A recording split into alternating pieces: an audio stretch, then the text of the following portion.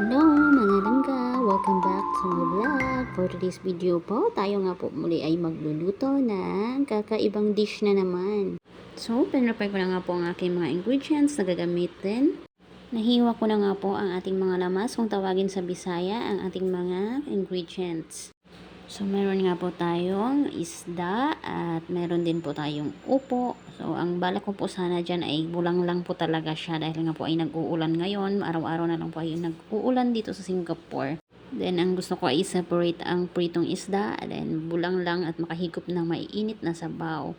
But, nagsuggest ang aking husband na prituhin ko siya, then pwede ko siyang ihalo doon sa bulang lang. So, ito na yung aking ginawa. So, another ideas na naman nga. So, titingnan natin yung resulta, kung ano nga ba ang lasa, kung masarap nga ba ang ating niluto ngayon. So, maalam nyo naman, si Inday Bisaya mahilig talaga mag-eksperimento kung anong gustong lutuin at tayo ay nag-craves ngayon, lalo na ay maulan.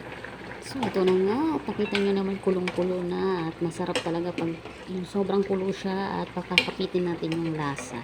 So, ayan nga. Kuha tayo ng kaunti at titikman natin kung ano ang outcome ng ating niluto dahil sa suggest ng ating pinakamamahal na asawa. So, ito na nga mga langga at luto na. So, off na natin ang ating apoy at atin na po siyang isalin sa ating mahiwagang mangkok.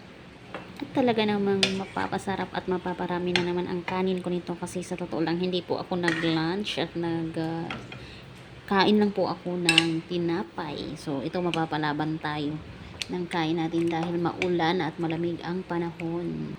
Charan! Ayan na nga siya at ready to eat na tayo for my dinner na naman. So let's eat mga langga!